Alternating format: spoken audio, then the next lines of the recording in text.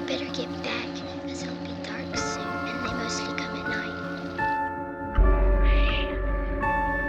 Mostly. All right, we are back with another game segment. This time, I say another game segment as if we've played a game recently, but this is the first game segment we've played it in a really long time. But nevertheless, we are joined by our brother in pod, Adam from Eye of the Duck. Adam, thank you for joining us. Thank you for having me. I love that. Brothers in pod. Yeah. Kind of want that on a t-shirt. Yeah, I said it not too long ago in another episode, and I was like, this is brothers and sisters in pod. Yeah. I don't know how you work all of our shows, on a shirt, but that's what I call everyone. Before we get into the game, into Rotting Tomatoes, you guys just, I guess it's been a couple weeks, but you wrapped up your space series, and you're jumping into your, what is it, like 80s fantasy? What is it actually called? Yeah, so we returned to Earth and then promptly jumped in a time machine all the way back to 1980, and we are doing a series called Legends of the Eye of the Duck, where we explore, the entire 80s decade through the lens of the dark fantasy genre, and sort of looking at like what the fuck happened after Star Wars came out and made everyone lose their minds. It's that wasn't the initial like premise, but like as we started looking through these films, it is wild how connected to Star Wars, how reactionary these films are to Star Wars, like both from like an industry perspective of like producers and studios being like, we need a Star Wars, I need a Star Wars right now. But then also, like, half these films are just straight up made by the people that made Star Wars. Yes. Yeah. Lucasfilm's just teaming up with everybody. So. Yeah, or it's like, for example, like, we did Dark Crystal the other day, and it's like, it's the same. It's like all the crew from Empire just moved on. Half of them moved on to Dark Crystal, half of them moved on to Return of the Jedi. Because that's the other thing. All of these films, with the exception of like 2 or 3 of them, they're all shot in England at either like Elstree, Shepperton, or Pinewood. So it's a lot of all the same crews working on all these films. It's ILM is working on a lot of them. It's very cool. It's cool to look at that period of 10 years specifically, because you kind of see. You see the turning point from like how broad like filmmaking and event movies could be, and by the time you get to 1991, it's like there is only one kind of blockbuster, and like we're still living in like that sort of aftershock. So it's really interesting. That is I love that this all started because when we were all in Boston, you and Dom were just talking about the film Legend, and it is just rolled from there. It's beautiful. Truly, like Dom saw Legend, and we were like, all right, well, I guess we'll build a whole series around an excuse to watch that. Yes, absolutely. That's so good. So you guys are deep. You're deep in that series now. I do have to ask, what would be your big takeaway from the space series that you guys did? I'm really curious if you had to like pull.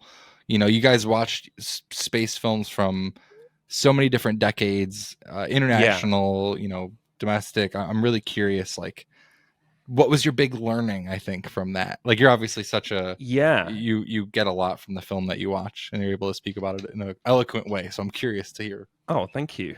I think, including the short films we wrapped up with, we ended up covering, I think, 20 space films.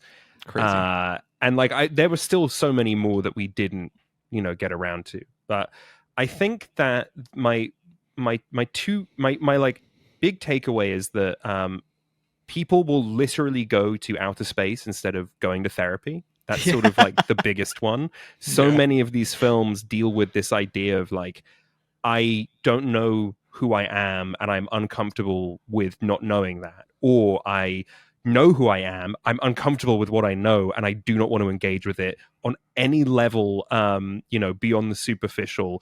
I must stay as busy and involved and as intense and as in high stakes of situation as possible. I must run as far as I can from everything I know. I must go to the darkest part of the deepest unknown.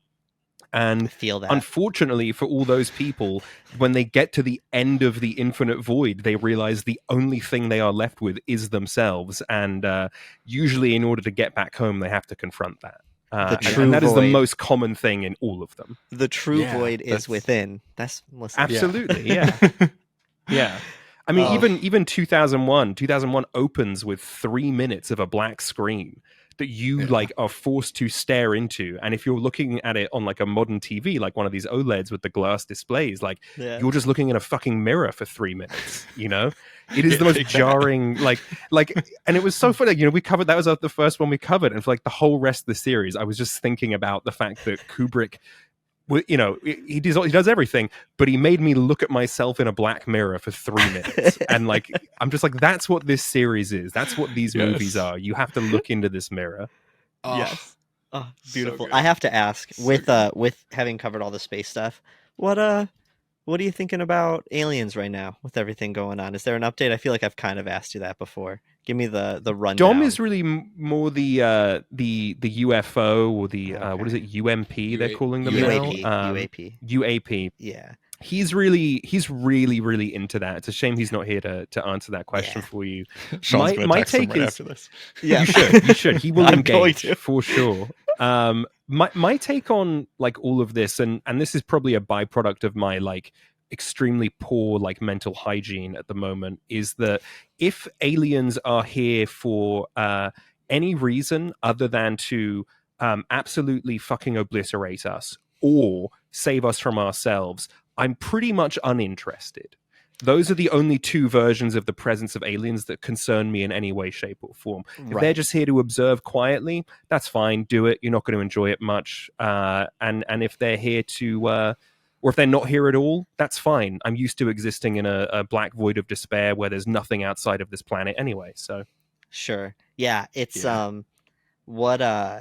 what about if they were to come, just hypothetically? What if they were to come and they were like, all right, you guys have been fucking everything up, so we're gonna kind of like call the shots for a minute. What would you think about that? About like, yeah, I mean that kind of falls into the category of like if they're here to obliterate us. Like I would say that like authoritarian like takeover of the planet. I put in a similar space. I guess that sounds like save us from ourselves, though. Yeah, almost. That's the thing. I guess depending on their on what they do, it could be save us from ourselves, which might be okay. Probably not though. Right. Yeah. Maybe I don't know. I would like if they sort of gave everyone healthcare and like you know basic socialist income aliens, right? Yeah, if they were socialist aliens. That would be great. Yeah. That's what I mean. Hey, man, fingers crossed, dude. That's where I'm at. A socialist alien. Yeah, I agree. Maybe obliterating us is saving us from ourselves. I think honestly, it's at least saving like the world from us. Sword or whatever. Yeah, entirely possible. I mean, yeah, where are the two of you at with aliens at the moment? Dude, Sean is full. I mean, like tinfoil. Yeah, Sean's always been stacked aliens, up to here, pretty much. I am pretty much like I really think we're gonna get some information within the next couple of years. Like it hearing really him say that is coming. Yes. Hearing both of you say that, yes. I am like, I mean, look. To be clear, I'm not like looking at what's going on and being like, no fucking way. Like that's not what I'm doing. It's more sort of just like, look, aliens, if you're here, dude, I'm so tired. You cannot comprehend how much shit I have to do on a daily basis. So like, you either need to tell me if you're here to kill me or help me. Like, just please, like, figure that out. Should I get off the pot? Yeah, exactly. 100%. If aliens are here and I still have to pay taxes, then what? Dude? Yeah, what the fuck's the point? I've been not doing these student loans since COVID, and you're telling me that aliens can change everything. I believe it. I believe it 100%. Yeah. What's a student loan? All right. Aliens or not, we have a game to play. We, like I was saying, we haven't played this game in quite some time. We call it Rotting Tomatoes. We've played it with various friends in the past, and Adam is joining us today to play. I'm going to go over the rules for anyone that is new to this game, and also for Adam, who was roped into this at the last minute, just so we get clarification. Obviously, if you have any questions, Adam, feel free to ask. So basically, everyone is going to take turns saying a film. As an example, Bambi. Another person, which I'll say who's guessing whose picks. Another person would guess what the Rotten Tomato score of that film is. So I think, a lot of these films will probably know. If we don't know the films, or even if we know the films, maybe provide some context on, what the film's about, when it came out, that sort of thing. Obviously don't want to give too much away, but with Rotten Tomatoes, it's really hard to guess anything ever. So someone says a movie. Yep. The other person guesses, and there is a point system. So if you are within 10% of the Rotten Tomato score, you get 1 point. Okay. If you're within, you don't have to keep track. I'll keep track for you. If you're within 5% of the Rotten Tomato score, you get 2 points. And if you're within 2% above or below, you get 5 points. So that's basically the closer you are, the more points you get. You can also get points if you aren't the one guessing. So let's say I say Bambi. Sean says, I think that's a 90. Adam, you would then have the opportunity to say if you think it's higher or lower than that. And if you are correct, you get a point. It's very easy. And is it? It's just a blanket. I think it's higher or I think it's lower. I don't have to counter the guess. No, It's a very easy way to get an additional point based on how correct or incorrect you think the other person is. So very good. Hopefully all of that made sense. I'll kind of lead everyone along as we're going. What's going to happen is Sean is going to guess my movies. I'm going to guess Adam's, and Adam, you will guess Sean's. We'll just kind of go in a little circle there. And yeah, we'll get rolling. I guess normally when we do this, we send all of our picks to a third party that's not participating so they can know if we have overlap at all. We didn't do that. So we'll have some extras, I guess. If any of the films that we say, that was on your list, just raise your hand and we'll pick something else. Because we didn't have our normal vetting system. The other aspect of this is obviously Rotten Tomatoes has two different types of scores. There's critic and there's audience. We started going by critic, but I think you can specify which one you want us to guess. So you can say, I want Bambi's critic score, which is probably like a 97. I'm always curious to hear both regardless. Yeah. And I think at the end, we'll talk about it, kind of go into what we think.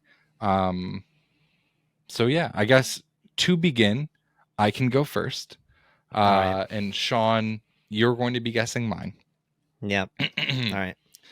So the inaugural pick for guessing in this game of Rotting Tomatoes is the David Bruckner film, The Ritual.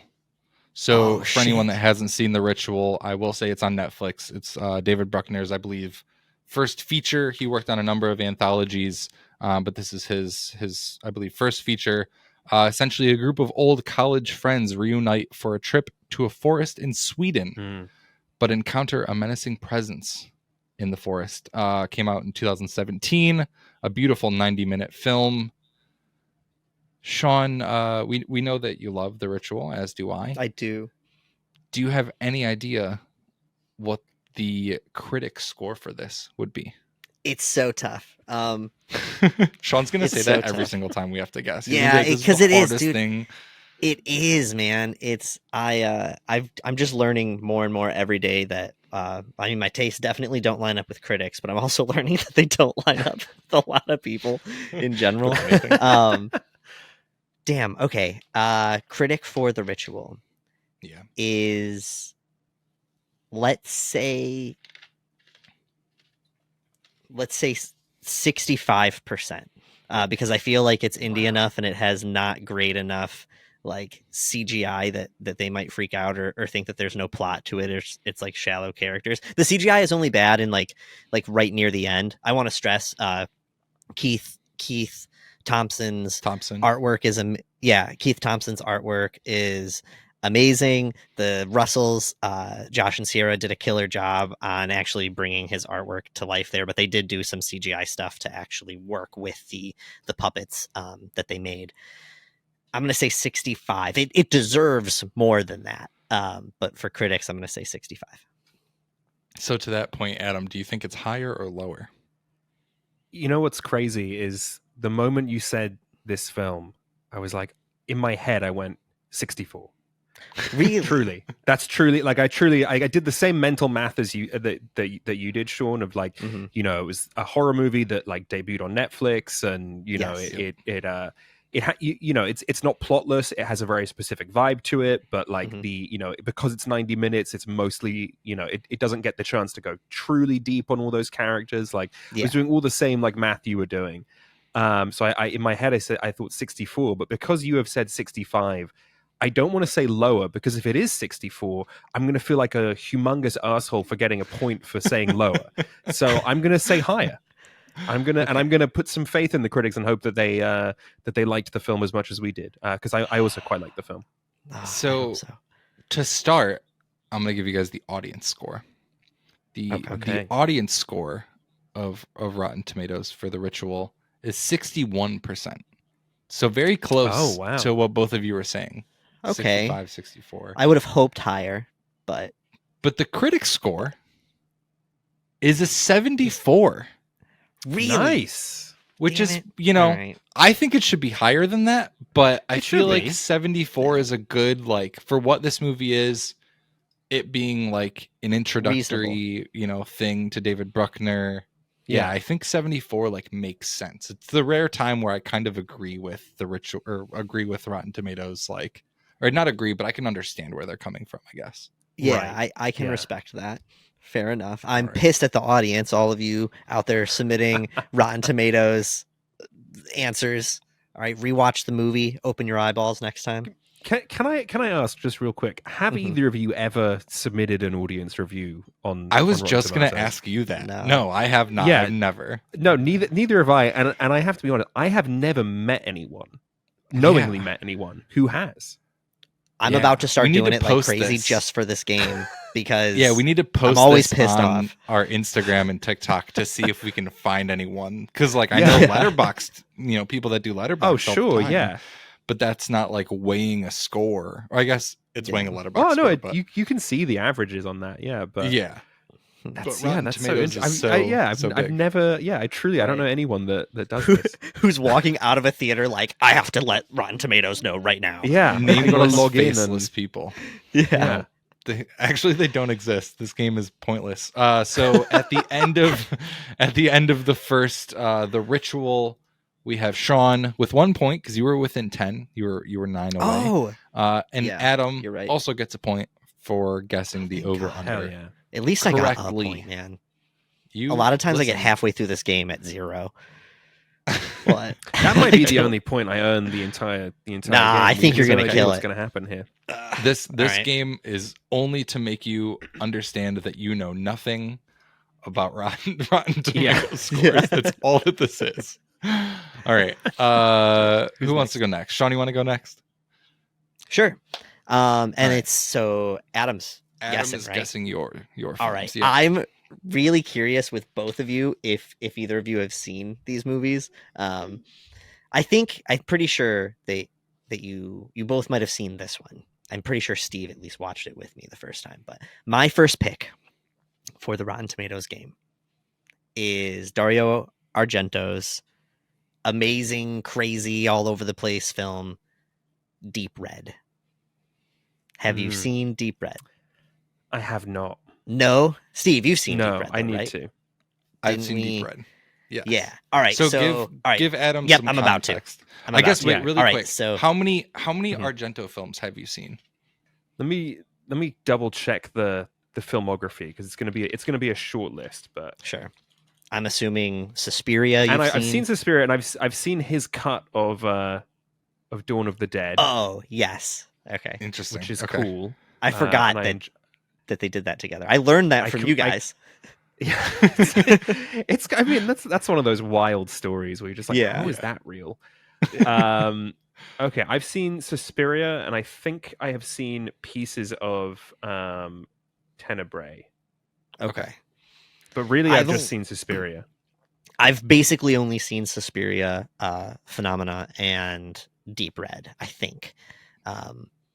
Maybe. So put Deep Red in the context. Yes. When, all right. So this is compared to Suspiria. This is the quick little thing. Well, so the release date for Deep Red is January 1st, 1975. I don't know about the relation to that and Suspiria, but I'm pretty sure it's after Suspiria. But so here's the quick synopsis. A psychic medium is brutally murdered, and musician Marcus Daly feels a need to solve the case since he was the one who discovered the body. Working with him is reporter Gianna Brezzi, who hopes for a big scoop by solving the case. When one of Marcus's own friends ends up murdered at the hands of the same killer, the resourceful pair realize they must work fast to uncover the murderer's identity, or they might serve as the maniac's next victim. You know what's funny? That synopsis makes it sound like such a reasonable plot. You're like, this is a movie that makes sense, and you can follow the narrative of it completely. But in true Argento fashion, this movie is absolute chaos. I got to tell you, Adam, I need you to watch the movie and then come on and we'll do a full episode about the soundtrack alone, because it is absolute fucking chaos. It's just like really fast jazz, and it is, man, yeah. Does he do the soundtrack? I probably So. I honestly don't. I don't know for sure, but I'm pretty sure either that or he just got trashed at some nightclub, found a band there, and was like, "Dude, I want you guys on my movie." Great. But yeah, he. It's absolute chaos, and it's true Jolio, like where it is black leather gloves and murder POV. So just with like all that, just like Suspiria, the music is done by Goblins, the band Goblins. Right. That's right. Cool. And it actually came out the year before Suspiria, and this is, I think, in his like filmography, this is widely considered one of his best films. Right. Along with Suspiria and I think like Cat of Nine Tails is another one that's high up on the list. It's one of those movies where like I highly recommend that you have a drink or two and you watch it with a couple people and you're going to have a good time. If you put this on like alone in the dark, you might slip into madness. I don't know. That sounds even more appealing to me, honestly. Well, sure. Whatever kind of Tuesday night you're trying to have, you know? Yeah. But right. Yeah, so with all of that in mind, what is your and limited Rotten context? Tomatoes? Yeah, that's gonna be tough. I'm gonna.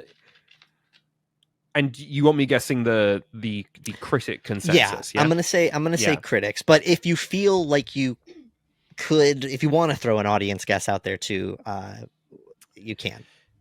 Yeah, I'm gonna guess 54% from critics. Okay. I don't really have like a good reason for it. I'm just going to say 54% because sure. Based on what you were saying, I guess, about this plot description makes it sound like you can follow this film. Quoting you there, paraphrasing you there. That makes me think that this might have been a tad difficult for people to watch, which means maybe it was not recommended by critics to audiences. Yeah. Steve, I don't even know. I don't want to respond at all until I don't know how. Like, I know how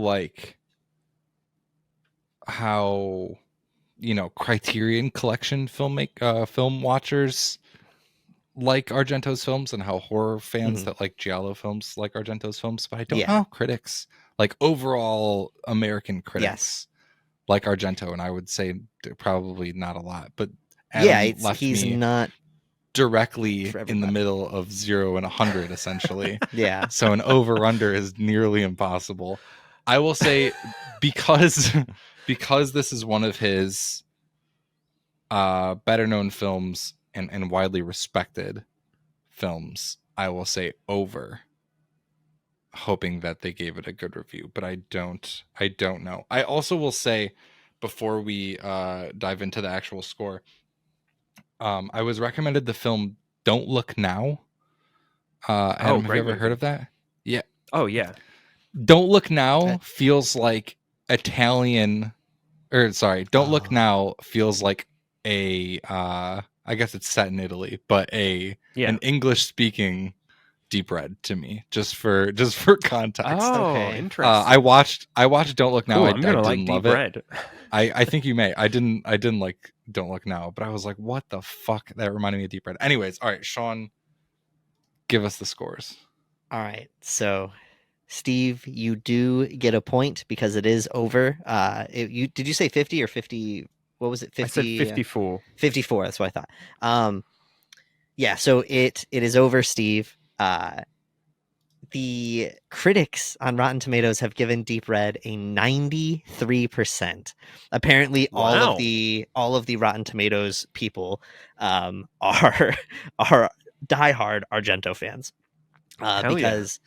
because the audience also gave it an 86. So overall, it's just up there. Yeah, it's I feel like I slightly misled you when I heard that was a big part of what made you. I'm sure that you can follow it. It is just so chaotic, and he goes to so many, like, there's so many different locations, characters to juggle, and the music is I mean, Goblin doing distracting. a fast-paced jazz score sounds ideal to me. Yeah, and honestly, you might hear it and be like, "This isn't jazz. I don't know what this is. It's something. It's chaos, is what it is. It's very like energetic, and it also like it's Giallo has like different aesthetic elements to it, but also is like kind of film noir-y in the way that it's shot. It's so fucking weird and like out there. Yeah. There's a lot I don't know of if color. I would ever want to watch it again, but. Well, there's always a lot of color with him, right? Yeah, There's like his trademark. Sure. It's just, I guess that's fair. It's just like, it's a lot of color in a way that's so different than Suspiria. At least Phenomena feels like more mute to me, which I really enjoyed from him. But Deep Red is just, it's chaos. I'm very curious to hear your thoughts when you get to it, Adam. Yeah, I would love. I definitely got to watch it. But all right, so that means Steve. The next series has to be a Argento series. Full Argento. That would be very fun. Do it.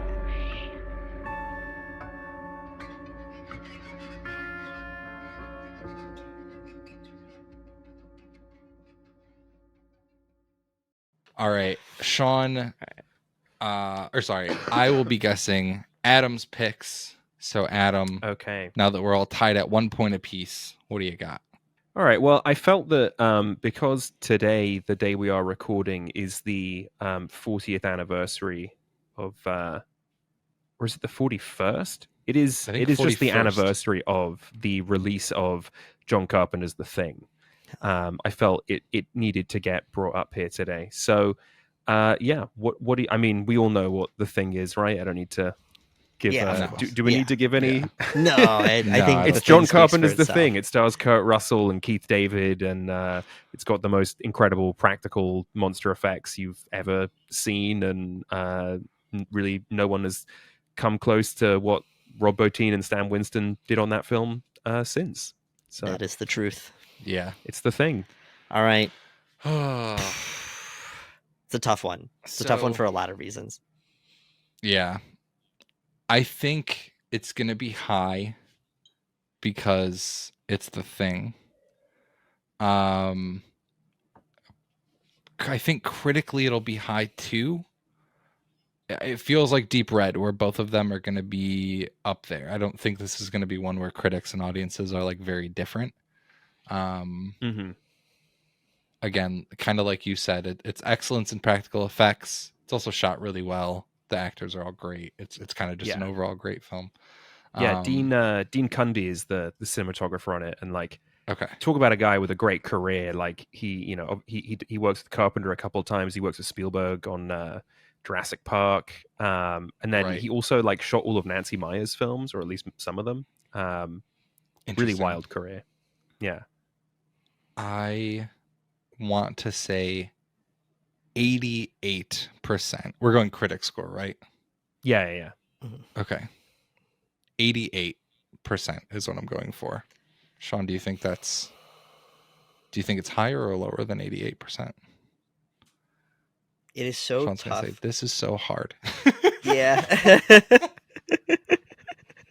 The thing with this game is you could tell me, like, after any guessing is done, you could tell me any number, and I would go like, "Yeah, that sounds right." Sure. Yeah. This is a game where you don't get anything out of this game.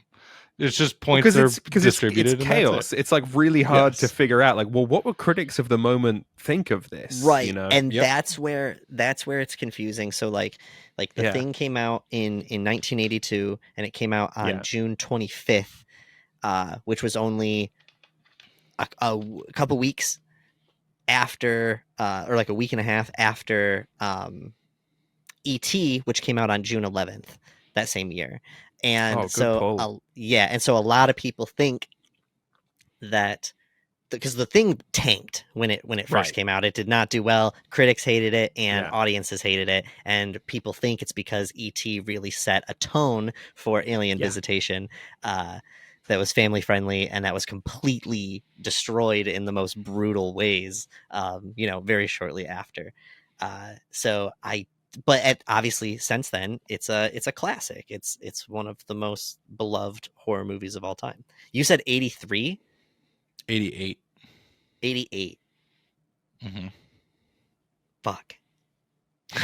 It sucks that yours is so high and I'm still having a hard time because it could so easily be in the 90s. It deserves to be in the 90s on both ends. I'm going to roll the dice, man. I'm going to say higher. I'm going to say higher than 88. I'm locking that in. All right. I'm sorry to say, Sean, you don't get a point today. God damn it! But Steve, you do, because you were very close. The it is certified fresh at 84%. 84. All right. Very close. All right. So wait, what does that give you? How many points is that?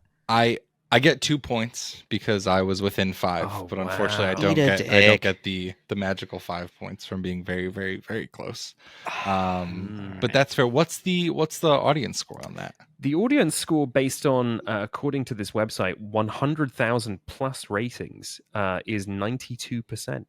Damn. See, that's what I was like. I think they're both up there. Like, I think this is kind of the consensus has shifted so much in the past couple decades, and it's just certified fresh, as you said. Yeah, certified fresh. I mean, it says certified fresh. Yeah. Right. Oh no, of course. This is not a promotion of Rotten Tomatoes. We're just saying their catchphrase ironically.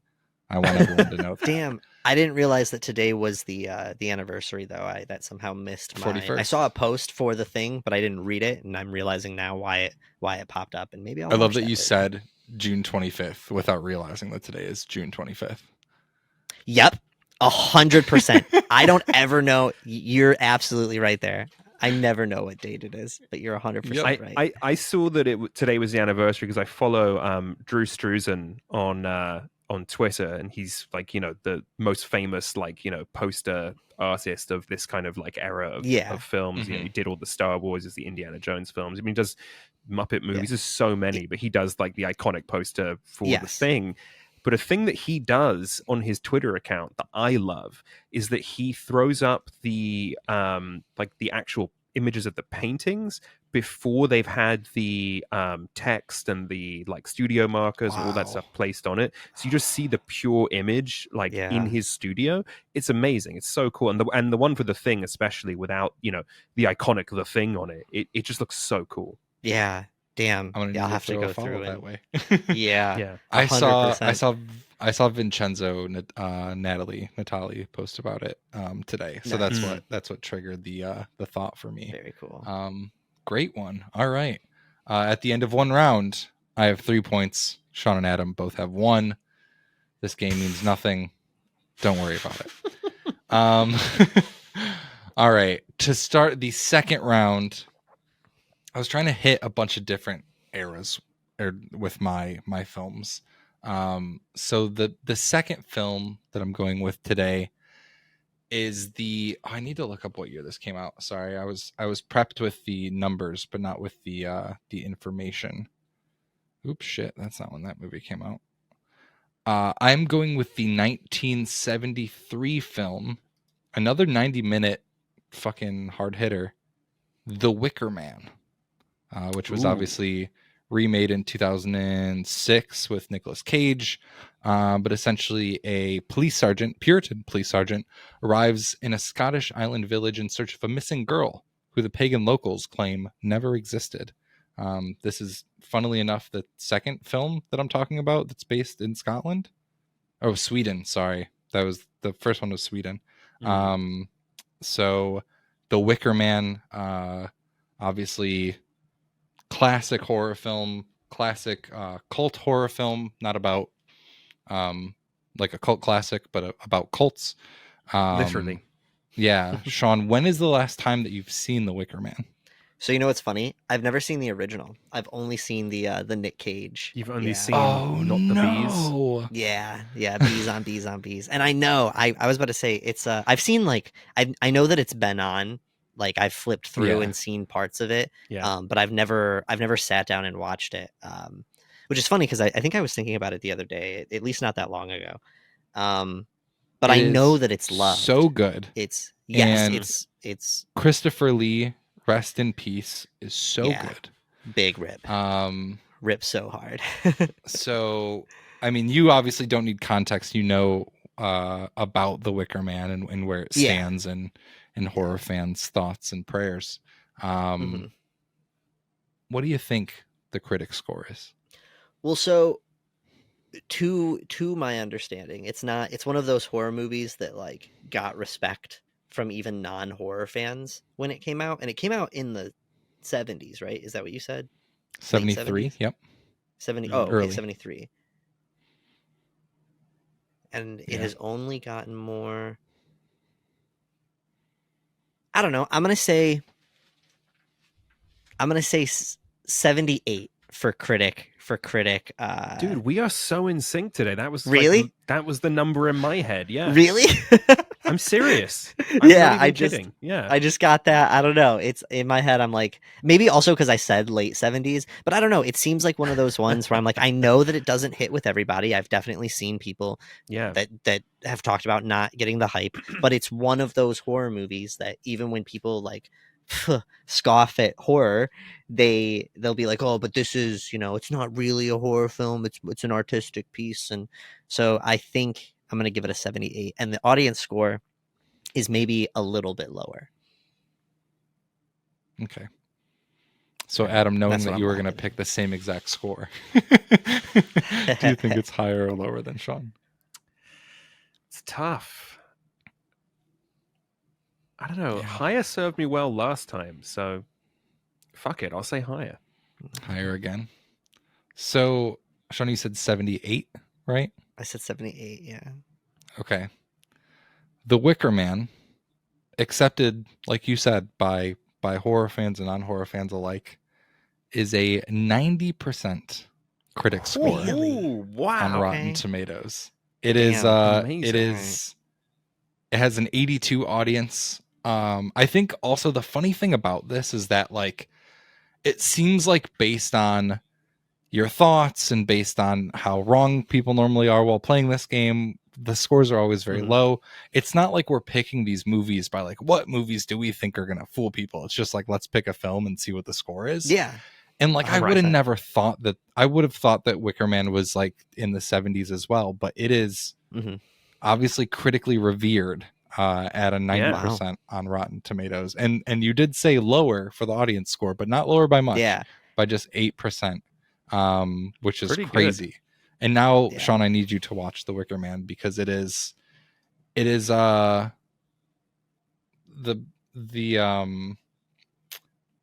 type of film. I don't want to give anything away, I guess.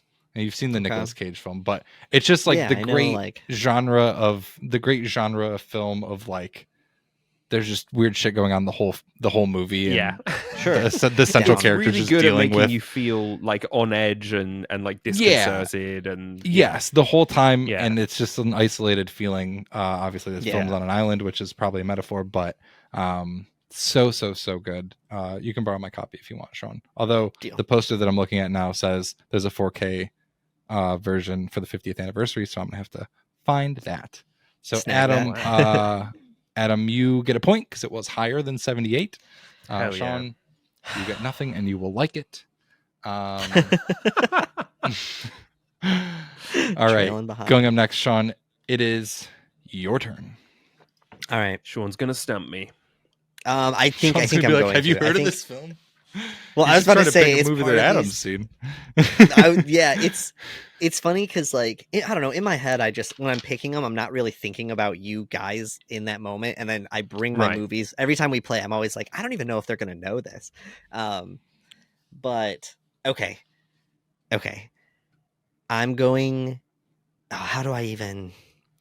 Adam, have you ever seen a little movie called. Let me pull up its thing here. A little movie that came out in 2014 called Oculus.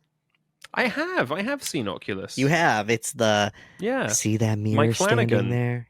Yep. Yeah. It's which I forget. It's a Flanagan film all the time. It's Karen Gillan and Katie Sackhoff, right? Yep. Yeah. What did you think of that before? Now that was that before or after Hush? Sorry. I think it was. I think it was before Hush. Before? Even. That was his first film. Let me look at Hush. Hush is 16. So yeah. Okay. So I'm trying to keep all my thoughts in my head. But either way, Adam, if you remember, what did you think of Oculus when you saw it? Yeah, I will never forget. There is a moment where a character, I won't spoil, a character appears to have eaten a glass Christmas ornament, and that is one of the most upsetting things I have ever endured on screen in my entire life, and I will never forget it. It's burned into my brain. So I'm giving a positive review to Oculus. Absolutely. I'm gonna say, no, it rips. I mean, Flanagan never misses. Flanagan it's really is good. I'm gonna not say anything about my thoughts until after the thing, but I will say, do you remember the trailer for it? Like the first teaser that they did? It's great. It's a thing that they do in the movie. I don't think I do. I don't think I remember the trailer. It's just a big wooden room, and they have the mirror, and it's just standing on the far side, and it's a slow zoom in while a little girl's voice is just like, "You see that mirror standing there? Face of silver, pane of black, oculus of glass I stare. I can feel you staring back." And I was like, this is the best trailer I've ever seen in my life. I loved it because I was like, I don't know what the fuck that is. Didn't tell you shit. And it was just like, coming soon in a theater near you. And I was like, this is the shit. That's a good teaser. That's what I'm saying. All right. So without any more, I'm looking for the critic rating on Rotten Tomatoes. What do you think the critics gave Oculus? Yeah, 2014. Really tough. I feel like now it's sort of universally accepted by everyone that like Flanagan's the guy, and so I feel like his work is generally like well received and well reviewed. But that's the first like feature he puts out, right? Although I know he did some like really like low key indies. It looks like he had a couple before that. Yeah, but Oculus was like a major motion picture for sure. Yeah, right. Yeah, it's tough. I'm gonna say 82%. No, actually, that might be too high. Give me a second. Let me recalibrate. I'm gonna say 77%. I think it should be higher, but I'm gonna say that based on the fact that it's 2014, I don't know that he has the rep that he has now. I'm gonna say 77. Okay. Something about you, Adam, makes me think that you're gonna nail it every time you guess. I'm like, Adam just is gonna fucking know these. That's why when we asked you to play, I was like, he's gonna fucking murder us. Yeah, dude, I was. No, because you know what though, like, I don't read. I tend not to read reviews of movies that I plan on seeing. Right. Because to me, I look at a review. A review is either one of two things. I'm looking to it either A, because I need some help deciding what to watch. I need like someone to help, guide my taste. Mm-hmm. Or I'm looking for or after having watched the film, I'm not looking for a review. I'm looking for like an essay. Like I'm looking for someone to like, explore the movie, so I can, so I can dive deeper into it. So when it comes to things like, guess the critical consensus of something, I have no fucking clue. And when it comes to guess the audience consensus, I have even less of a clue because I fundamentally do not understand my fellow man. Yeah. I need to we can leave this in, but Adam, we have to tell you about this theater experience that we had because it'll make your skin crawl. And I needed to say that so we remember. Yeah. He literally, when we talked about it before, he was like, I wonder how Adam would have taken it. Like, he literally said that. Wow, this must have been fucked. It was awful. So yeah, I will say Sean and I are very, very similar. I do follow some writers, so I won't go seeking out their reviews, but I'll see like David Ehrlich's a big one. You know, he's pretty polarizing sometimes, or can be polarizing. No, I like his stuff. Yeah. Yeah. Normally, if he says like a film is good, I'm like, all right, I'm gonna go see that film. Oculus. I've never seen Oculus, but I think contextually, your mind is probably in the right place, Adam. I'm gonna say lower, just knowing that sometimes there's a little bit of rust when you make these sort of films, or not rust, but like. I mean, the premise is, what if a mirror was haunted? So, I mean, like, you know, I think in all likelihood, you're probably going to be correct saying lower now that I hear that out loud.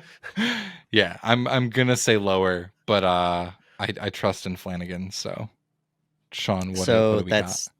Lower than Adam, 77, just to make sure that I have it right, is what you said? Mm-hmm. Yeah. Steve, you do get a point because it was lower. It was lower. But Adam, you were only 2 away at 75. Whoa! Yeah. Oh my God! Wow. Yep. Which I have to be honest, I'm a little bit shocked about. Adam, I also was a little bit surprised. I know it's been a minute since you've seen it, but you said it rips. Yeah. This is one that I don't really like. I saw it way before I knew who Flanagan was. I saw it when it first came out. And looking at all of his work, I think that it's a clear like I'm curious if he wrote it. I'll have to look into it more, but it seems like it might have been his like I don't know, intro, just trying to make like the blockbustery horror flick that a studio wanted at the time. I don't know. It just felt it's I have a bias. I'm over, and have been a really long time, over the mimic thing, the scary versions of myself or the character, you know, like the hey, it's me, but as a shadow or with a creepy smile. Like I'm just over it. Like if we go full Skinwalker, either way, I'm rambling, but yeah, and I don't remember a lot of people loving it at the time, but I think that you're right. Where, you know, since Flanagan has sort of had this like boom, I think that people probably went back and reassessed it, especially critics. And I think that shows in the tomato score, because the critics gave it 75 and the audience have it all the way down to 53. Wow. So yeah. So that makes sense. I think that it's one of those things where I'm curious what the score was before Flanagan like boomed, you know, if they thought of it differently. I wonder if we can look at retroactive scores. I feel like it's also worth thinking about the fact that Karen Gillan wasn't a megastar yet. Like she was like fresh off Doctor Who. So unless you were like a Doctor Who fan, like you wouldn't really know who she is. But now she's like, you know, I don't know if she's like quite a household name, but like, yeah, she's a humongous Marvel star, you know? Yeah. It looks like he co-wrote it. He wrote a short screenplay. He co-wrote a short screenplay, I'm sure, to pitch it, and then co-wrote the full screenplay. Got you. It's cool. To be honest, to me, it feels like a movie. Like I would have probably loved a short about it, but it just felt like one of those things that was kind of like it had good moments, but it was just this stretched out thing that I personally ultimately didn't care about. Like a lot of horror films sometimes. Oculus. That's fine. I'm happy to be the Oculus defender on the sure, yeah. And also, it's been a long time. I don't know. Maybe I'll give it another watch. It's been a minute for me too. We'll rewatch it. All right, Adam. What is your second choice? I'm going to go with Sam Raimi's Darkman from 1990. Get Josh Rubin. Where's he at? That's right. He wants to remake this. Yeah, so bad. Yes. This is Sam Raimi after he could not get the rights to, I believe it was it The Spirit? Or was it was one of those. He was trying to do one of those, pulpy, comic book adaptations. So he invented his own superhero, and that superhero is Liam Neeson, basically doing sort of like a Phantom of the Opera riff of a guy who is deeply disfigured and has no fucking skin, and dresses up like the Invisible Man, and wears a sick ass trench coat and solves crimes. It's really, I love it. It's it's so worth watching just because like it is it's such a window into what Sam Raimi will later do with Spider-Man. Yeah. Interesting. Okay. Yep. Was this also his first time working with Danny Elfman, or? Because Danny Elfman did I'm going to say probably. Yeah. But I don't know for sure. Score kicks ass. Yeah. All right, sorry. I have never seen Darkman, but I know about it. Yeah. I don't know anything about critical or audience reception. I just know that a lot of horror fans love it. Josh Rubin loves it.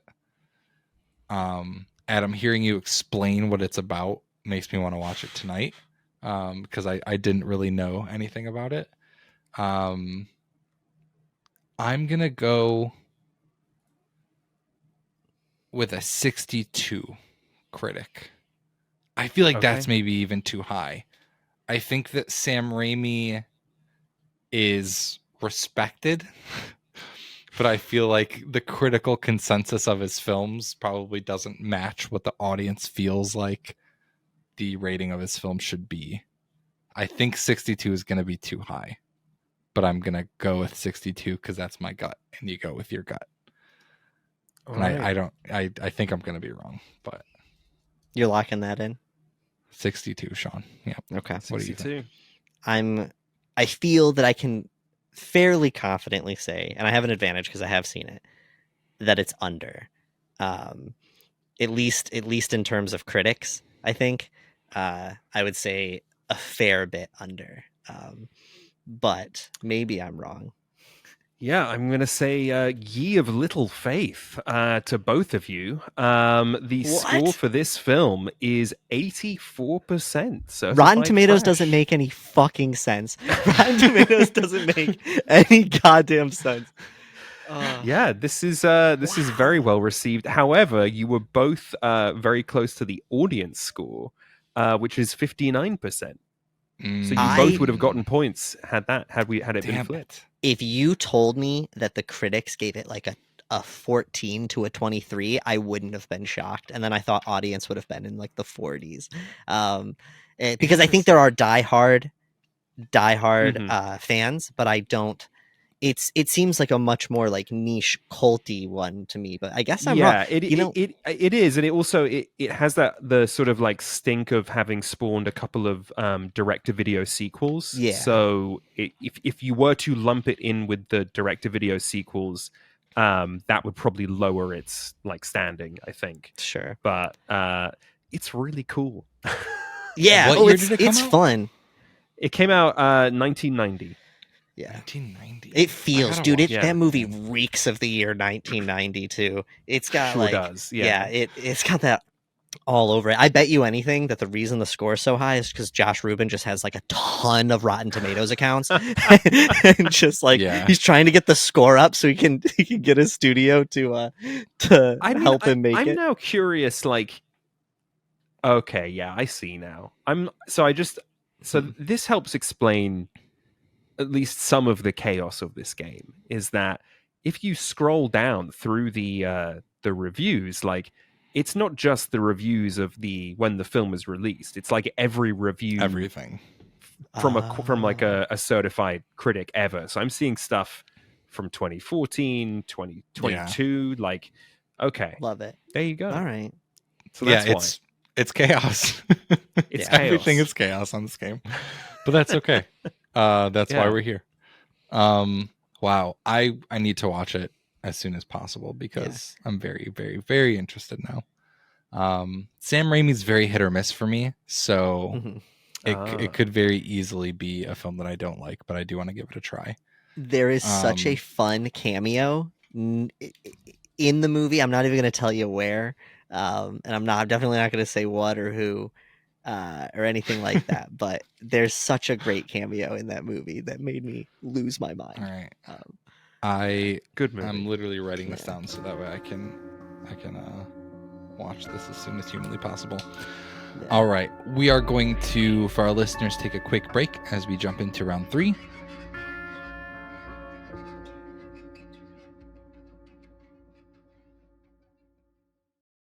And we're back. Round 3. of Rotting Tomatoes. We don't normally take breaks like that, but that was a break that we're doing. It's very natural. By the laughing that you guys are hearing, that's how natural it was that it made Sean and Adam laugh. Supernatural. I got up. I grabbed a snack. It was great. It was a break. It was a real break. All right. Round 3 of Rotting Tomatoes currently stands. I have 4 points. Adam has 7, and Sean probably has a point. Yeah, you got 5. You have within 2 points of something. You have 1, Sean. Sorry. Wow. Awesome. Oh my god. So Adam is game, dude. In the lead going into round 3. Round 3 is going to start off with a film that I very much enjoy, that I now realizing Sean does not enjoy. And this is going to be interesting because he's guessing it. I am going with the film that I believe was 2001, and I'm forgetting that I have to be pulling these up as we're talking. But the film from 2001, directed by Richard Kelly, Donnie Darko. Oh. And I want to stress for anyone that doesn't know about Donnie Darko, reading the synopsis I don't think does it justice. It is a very brief explanation of what the film is essentially about. Jake Gyllenhaal survives a catastrophic event and shit gets fucking weird. I love Donnie Darko. I love Jake Gyllenhaal. Richard Kelly, if for some reason you listen to this podcast, please come on. Sean, what do you think? I have to give a quick little rant about Donnie Darko really quick. I know that so many people love Donnie Darko. Donnie Darko does really well because Jake Gyllenhaal is awesome.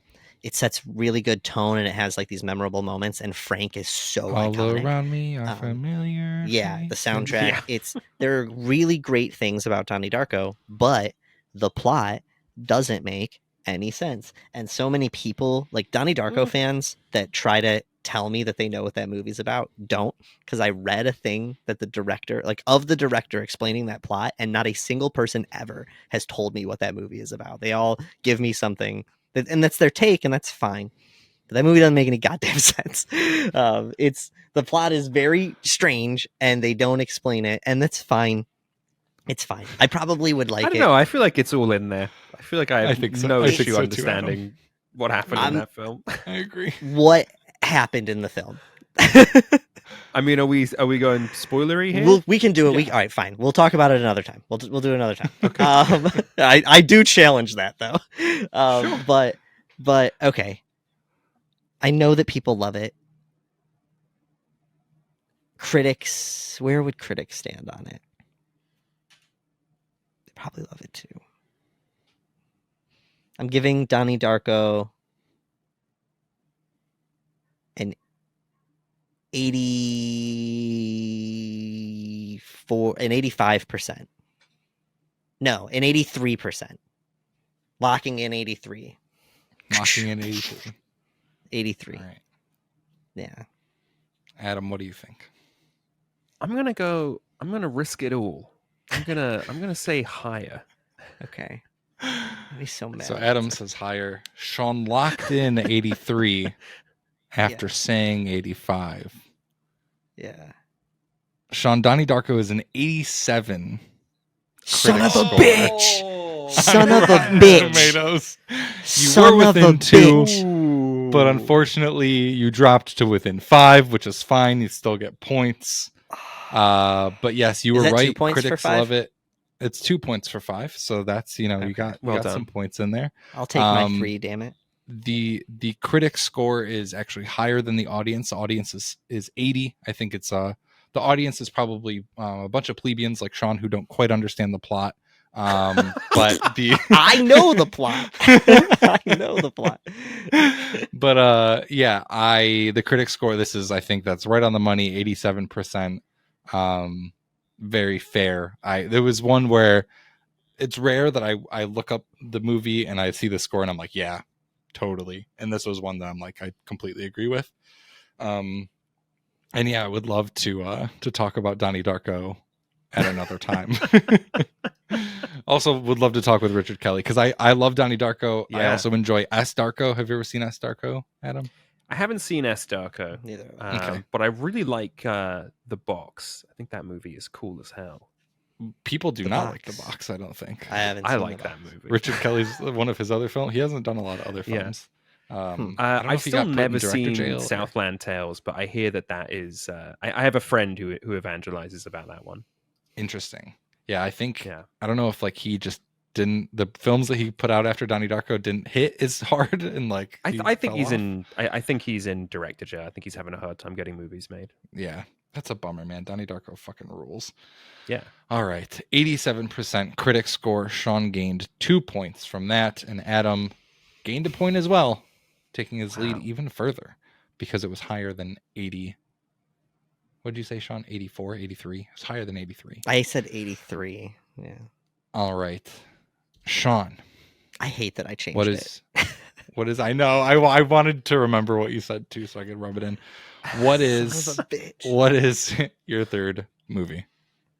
All right, so the third movie is actually a last minute switch. I had a different movie picked and have decided to do a switch, mainly because I know that Adam is guessing, and I'm just curious if you've seen it and what your take is going to be. Yeah. So here, let me pull up my other page here. In 1994, November 23rd, 1994, a brilliant, beautiful, now nostalgic masterpiece came out, starring Macaulay Culkin, titled... You about to hit me with Page Master? Page Master, dude! Fucking Page Master. And Christopher Lloyd is the librarian? Yeah. For anybody that doesn't know or has not seen this gem, first off, I have it on Super Nintendo. I got the game. It's really hard. Oh, very good. A storm forces frightened Richard Tyler inside a nearby library for shelter. Mr. Dewey, who is Christopher Lloyd, the librarian, sees that Richard needs an adventure and tries to give the boy a book. But all Richard wants is a phone. Before he can call his parents, Richard slips on the floor, hits his head, and passes out. When he wakes up, he finds himself in a fantasy land populated by famous literary characters. Populated by royalty-free literary characters. Yes. It is very... It's all the gothic horror classics. There's basically, they go through the different genres. There's a fantasy section and a pirate adventure section. You're right. They do section. Treasure Island as well, right? It's Treasure Island, and then Dr. Jekyll and Jekyll. Hyde. Yep, and then just like a standard dragon sort of fantasy story. Yeah. It goes from live action to animated. For and it's the fucking great. live action bits are directed by Joe Johnson, the great director of Jumanji and Honey I Shrunk the Kids and The Rocketeer. Yes. Hell yeah. Yeah, I have great nostalgia for this film. I have not watched it recently. I will say it's been a minute. We considered including it as a bonus in our in this Legends of the Eye of the Duck series, and we had our assistant programmer Nick Long watched it, and he was basically like, I think this might be just one of those things you're nostalgic for, and I don't think it would make a very good episode. So we opted not to cover it. But I do still want to rewatch it because it was one I had on VHS as a kid, and I have seen, I watched it a lot. I really wanted a moped as a child because of that film. 100%. And the Jekyll and Hyde sequence, I still remember the images from it. They were very it was scary. Great. The transformation was really good. Yes, the colors, it's animated very well. It's great. And I was always, the other thing that has always stuck with me is just like the weirdness of the design of the like living book friends that he has. It's a really weird character design, but it's cool. I love it. Okay, what do I think critics thought of this film? So when Nick watched it recently, he said it felt vaguely like a PSA for encouraging children to read. Yes. So I'm now left wondering, like, would critics give that a good review, just sort of, praising the film's message and hoping that children see it and do indeed dive into the world of literature? Or would critics find it like deeply cloying and, like, to quote my co-host, baby shit? So I don't know. I don't know where to land on this one. This is really tough. I'm gonna say, shot in the dark, 65%. Dang, that's Steve. probably right where I would have put I'm it. Trying in that so range, hard. I think. Okay. Yeah, I'm not because reacting to I shit.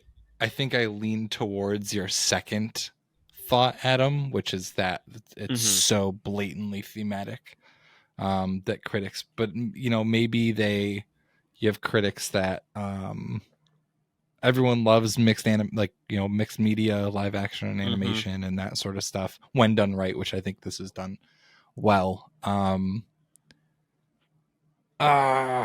gonna go under. Just because I think it's like low 60s instead of 65. Okay. I think so you said, that'll I'm sorry. Be where I settle. I said 65. You said 65 on the dot. And Okay. I'm under. Yeah. All right. Steve, you do get a point. It is below 65. Wow. Adam, unfortunately, you don't get any points because it is way below 65. It is a 21%. Yeah. Critic score? Critic score. Yep. That is rough. Yep. It's 21% and 49%. That's got to be the lowest thing we've covered in this episode. Yeah. Right? Yeah. Yep. 100%. Absolutely. Its tomato meter is 21 and the audience score is 49. So even the audience did not show up for Page Master the way that I feel that they should. In all reality, though, I think that the people that love this movie, like me, like you, it is a nostalgic thing. I think it's about catching you at the right time. Macaulay Culkin is just great. I do stand by the animation is great. But it's 100% like a movie that a teacher would show a bunch of kids to get them to read. It is that's what what Nick said. He was so. I will say, this is a film. We talked about when we were reading like The Thing. It had like thousands of reviews, right? Like that's so many people reviewing this. And this is where Rotten Tomatoes gets a little funky. There's 19 critic reviews on Rotten Tomatoes. And to your guys' point, the first one, The Page Master is the kind of movie first grade teachers would have popped into the VCR in the 1990s to kill time on a rainy afternoon. And the second one is, built on a wispy premise better suited to the realm of TV, The Page Master plays like a slickly produced afternoon special. So very, very close to what we've been saying. Everything that they're saying is true. It does not discount this movie at all. This movie fucking kills. All right, everybody go watch Page Master. Play the Super Nintendo game. If you beat it, let me know. I have fond memories of imagining myself as a little cartoon boy riding down the trail of a tail of a dragon as I attempted to stab it. So yeah, 100%. 5 stars. Also, I think I just I watched a lot of Blue's Clues as a kid. And Blue and Steve would skidoo into images all the time. And the idea of just being able to jump into a movie or a book, I was fascinated with that as a kid. Oh yeah, me too. When I was really little, I have totally set down like a Winnie the Pooh book or something and tried to like jump into it. Didn't work. Wow, you went further than I did. Yeah. Close to psychosis, but it's fine. I love it. I love the idea that you physically tried to jump into. That's what is incredibly charming. The adults said I had a very active imagination. So and they were right. Look at us Page now. Master. Yep. Yeah. Wow. All right. Page Master bottoming out our picks with a 21%. Impressive. And really impressive. To wrap this game up with what I believe is already an insurmountable lead. Actually, I still have yet to pick, so maybe it's not insurmountable. I think if you were to score 5 points on this question, I think you would win this. Yeah, but it could very much happen. Who knows? All right. So let me ask you, when is this episode going to air? Not this Monday as in tomorrow, but the Monday after that. Okay, so July 3rd. I'm going to shamelessly plug my show by making you guess the Rotten Tomatoes of a film we're covering. Of Labyrinth. I think that will have. Okay, so we'll do Conan the Barbarian. How about that? Oh my God. John Milius's Conan the Barbarian from 1982, starring one Arnold Schwarzenegger as the titular Conan. A classic sword and sorcery film about one man out for revenge on James Earl Jones in a funny wig. He's James Earl Jones. I want to say that you obviously have an accent, and it is beautiful to hear, but your pronunciation of Conan the Barbarian is just the thing that he isn't Conan. He's not the host of a late night show. In the film, he is Conan. It's just so I'm sure that you're pronouncing it correctly. I'm sure that my Midwestern accent is just taking the A out of there. Look, I'm not going to call it, Late Night with Conan O'Brien. Like, that guy's name is Conan O'Brien.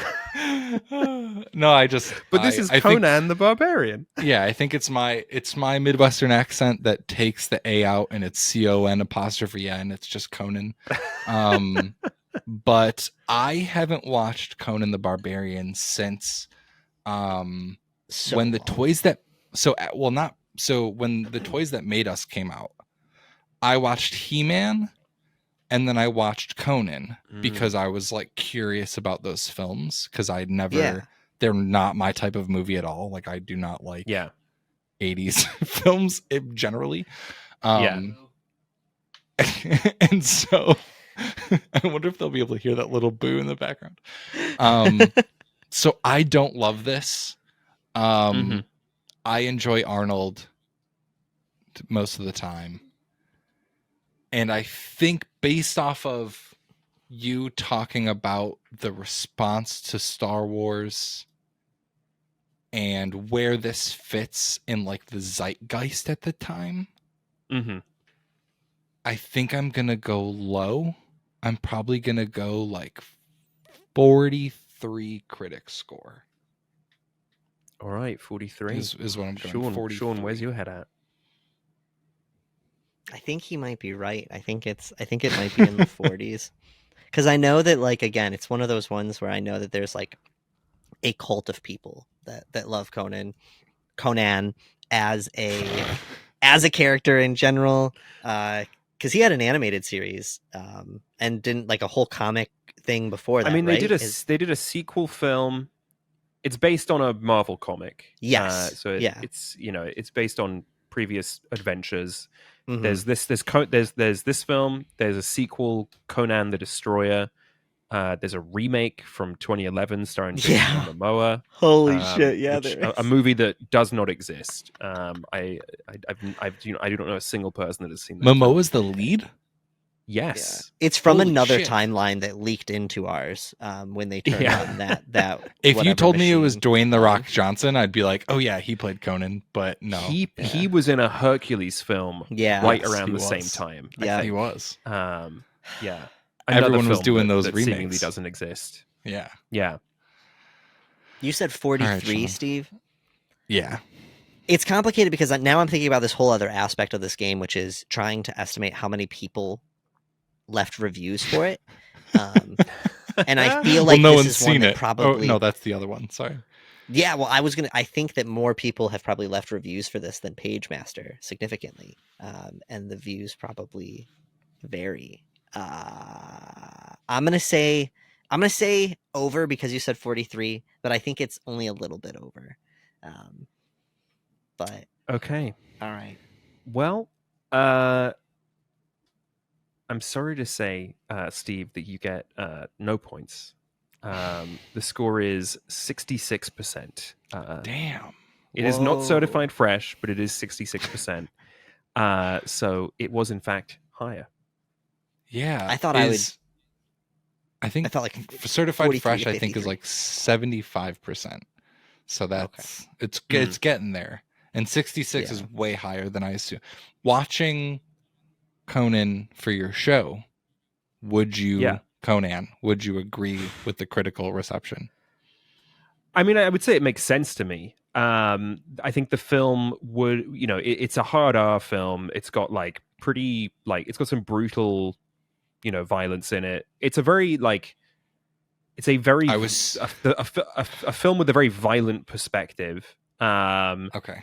And not always like sometimes like weirdly progressive in terms of its like depictions of women, and other times like completely opposite end of the spectrum. Sure. Yeah. I think we talked on the show that Milius is one of these kind of like real men, a real sort of like red meat, red-blooded guy, and he is very into he and Schwarzenegger both really value the sort of the Nietzsche ideal of what that which does not kill you makes you stronger, and the film opens with that quote, and that's what the film is. It's a film about like one guy suffering and committing acts of great strength and violence in response to that, and it's very well done, and it looks stunning, and Arnold is pretty amazing in it. It's like as perfect casting as him in Terminator. So yeah, I mean, I see why I definitely see why the score is in this area. But it's also, just speaking of the sort of like Star Wars of it all, like the way that this film comes to be, I find so interesting, because basically, like, Dino De Laurentiis, the very famous, producer and just kind of wild Hollywood character, he owns the rights to Flash Gordon, and Lucas wants to make a Flash Gordon film. De Laurentiis won't give him the rights, so he invents his own story, which is Star Wars, and it does very well. And De Laurentiis is like, I fucking blew it. I got to do Flash Gordon right now. And so they make Flash Gordon, with again, with some crossover crew from people that like, work on Star Wars. And Flash Gordon does not do particularly well. And so he's like, all right, I'll try again. I'll try again with like a, we'll get a different, comic book hero. One of these has got to hit, and it's Conan. That's the one he does next. And Conan does hit. It is successful. Interesting. Fantastic. Wow. Holy shit. Love that.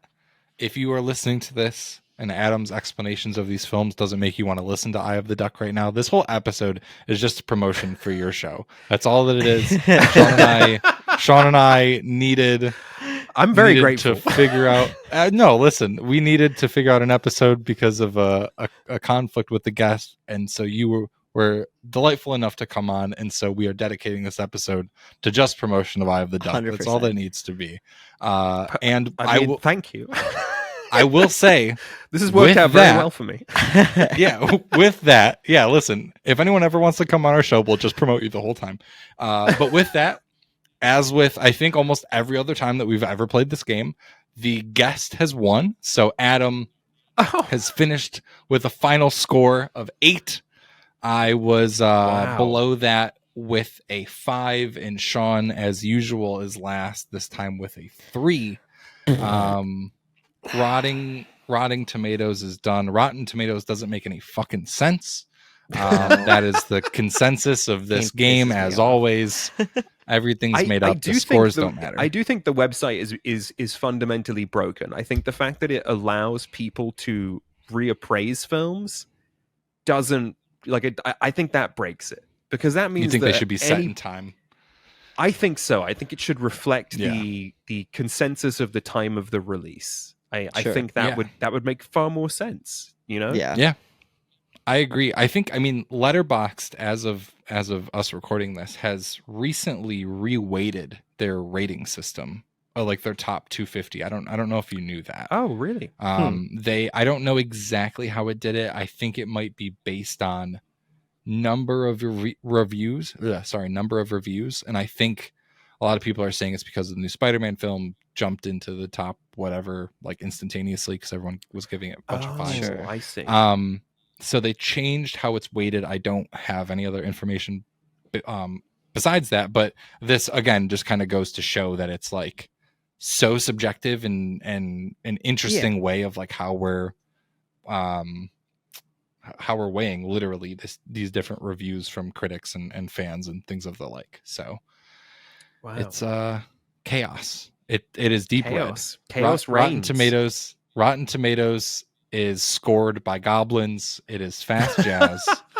And I think that is as good of a place as any to end this. Adam, it's your time if you want to plug Eye of the Duck. I know we've already done it a million times, but I feel like I've done it plenty. But yeah, I'll just say Eye of the Duck airs every Monday.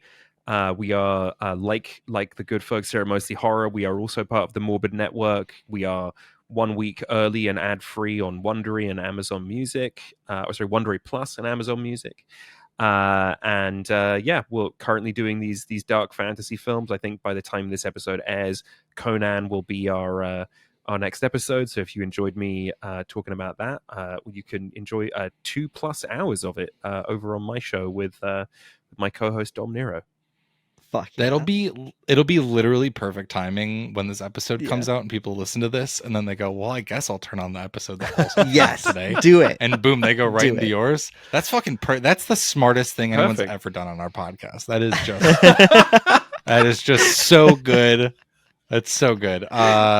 If you guys are listening, as always, thank you guys so much for listening. You can follow us on Twitter and TikTok at Mostly Horror. Instagram is at Mostly Horror Pod. Send us emails at our old named email, mostlyhorrormovienight@gmail.com. Tell us what you think about Deep Red, Oculus, Pagemaster, Donnie Darko, Wickerman, The Ritual, The Thing, Darkman, and whether or not it's pronounced Conan or Conan. Send us an email. Let us know what you think. If you want to follow me on the socials, I'm everywhere at Steven is Average. Sean is on everything at Hypocrite Inc. or Hypocrite.inc. And that is all we got for you this week. We will catch you next time. Goodbye.